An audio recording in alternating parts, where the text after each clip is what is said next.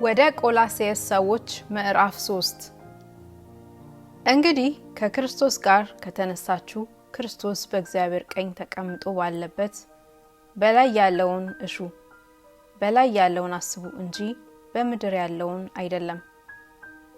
ሞታችኋልና ሕይወታችሁም በእግዚአብሔር ከክርስቶስ ጋር ተሰውሯልና።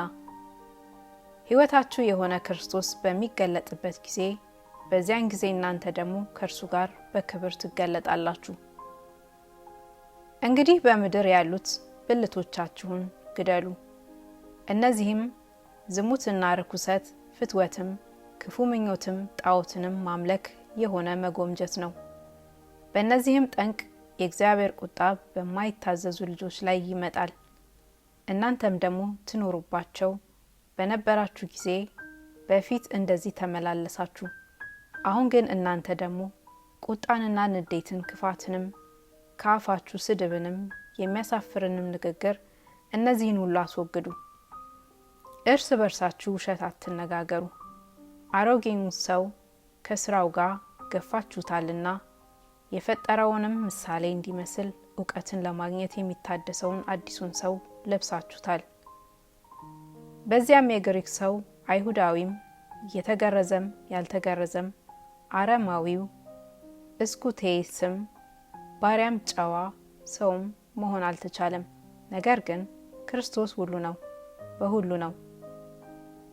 እንግዲህ እንደ እግዚአብሔር ምርጦች ቅዱሳን ሆናችሁ የተወደዳችሁም ሆናችሁ ምሕረትና ርኅራኄን፣ ቸርነትን፣ ትሕትናን፣ የዋህነትን፣ ትዕግስትን ልበሱ። እርስ በርሳችሁ ትዕግስትን አድርጉ። ማንም በባልንጀራው ላይ የሚነቅፈው ነገር ካለው ይቅር ተባባሉ። ክርስቶስ ይቅር እንዳላችሁ እናንተ ደግሞ እንዲሁ አድርጉ። በእነዚህም ሁሉ ላይ የፍጻሜ ማሰሪያ የሆነውን ፍቅርን ልበሱት። በአንድ አካልም የተጠራችሁለት ደግሞ የክርስቶስ ሰላም በልባችሁ ይግዛ። የምታመሰግኑም ሁኑ። የእግዚአብሔር ቃል በሙላት ይኖርባችሁ። በጥበብ ሁሉ እርስ በርሳችሁ አስተምሩና ገስጹ። በመዝሙርና በዝማሬ በመንፈሳዊ ቅኔ በጸጋው በልባችሁ ለእግዚአብሔር ዘምሩ። እግዚአብሔር አብ በእርሱ እያመሰገናችሁ በቃል ቢሆን ወይም በስራ የምታደርጉትን ሁሉ በጌታ በኢየሱስ ስም አድርጉት።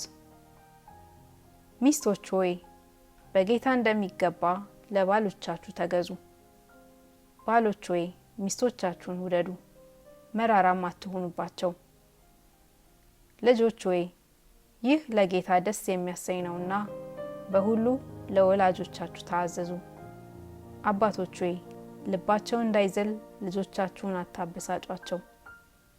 ባሪያዎች ሆይ በቅን ልብ ጌታን እየፈራችሁ እንጂ ለሰው ደስ እንደምታሰኙ ለታይታ የምትገዙ ሳትሆኑ በስጋ ጌቶቻችሁ ለሆኑ በሁሉ ታዘዙ። ለሰው ሳይሆን ለጌታ እንደምታደርጉ የምታደርጉትን ሁሉ በትጋት አድርጉት። ከጌታ የርስትን ብድራት እንድትቀበሉ ታውቃላችሁና የምታገለግሉት ጌታ ክርስቶስ ነውና። የሚበድልም የበደለውን በብድራት ይቀበላል፣ ለሰው ፊትም አድሎ የለም።